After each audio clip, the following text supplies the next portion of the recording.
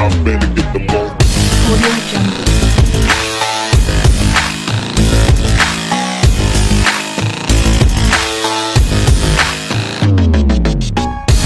Audio Jungle.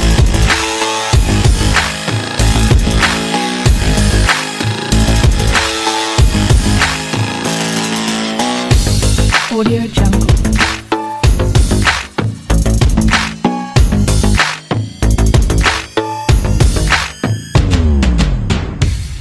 Audio Jungle.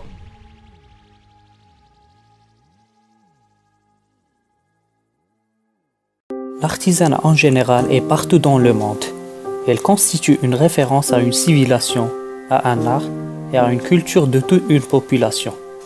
L'artisanat marocain, elle reflète aussi un énorme patrimoine et a surtout une importante valeur culturelle et humaine, liée à l'histoire et aux traditions du peuple marocain, qui se fonde sur la présence et sur contamination réciproque des deux composantes principales de la société marocaine, berbère et arabe. L'artisanat marocain exprime sa créativité par de formes multiples et des matériaux innombrables, qui vont du bris à la peau, du fer au cuivre, des tissus à la céramique, des pierres d'or, avec une richesse de production et technique tout à fait extraordinaire. Ce qui rend la tradition artisanale marocaine figure comme la plus vive et riche tradition des pays du continent africain. Et plus particulièrement dans cette présentation, on va entamer le sujet du bois.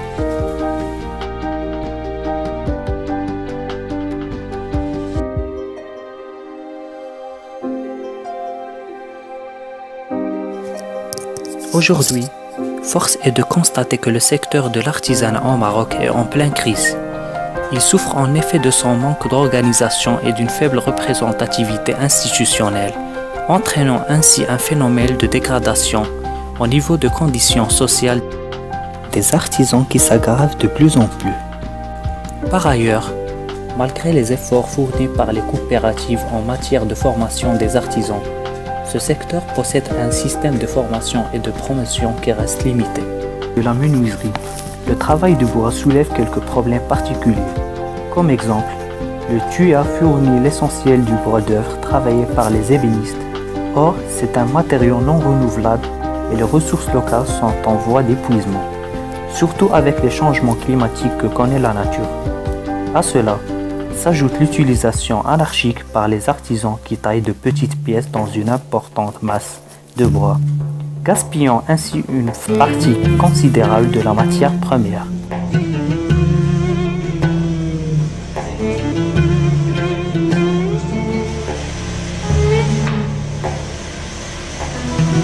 Pour faire face à cette situation de crise, le secteur de l'artisanat et ses différents acteurs doivent relever plusieurs défis, à savoir l'organisation performante du secteur pour pouvoir perdurer.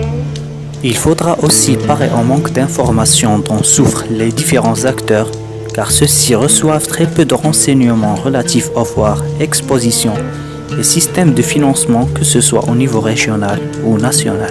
On peut aussi ajouter quelques actions qui ont été menées dans le cadre de la stratégie Vision 2018 pour l'artisanat et qui regroupent le soutien et l'encadrement des artisans à travers des programmes de formation, des programmes de développement et de la conception des produits, l'amélioration de la qualité et des techniques de production, l'appui à la commercialisation. Enfin, les artisans devront relever à leur tour les défis de la mondialisation par la création de nouveaux produits, alliant ainsi les traditions et la culture du pays, avec la touche de la créativité et d'innovation, chose qui ne sera possible qu'avec l'apprentissage de nouvelles techniques. La lutte contre la pauvreté et la marginalisation au Maroc passe aussi par la valorisation du secteur de l'artisanat marocain, car ce secteur aujourd'hui est présenté en tant que vecteur incontournable en matière de promouvoir le développement socio-économique. De là est née la nouvelle stratégie nationale de l'artisanat, qui vise à répondre à un double objectif. Finalement, on peut dire que le chemin est long et beaucoup de travail reste à faire, mais le plus long chemin commence par le premier pas.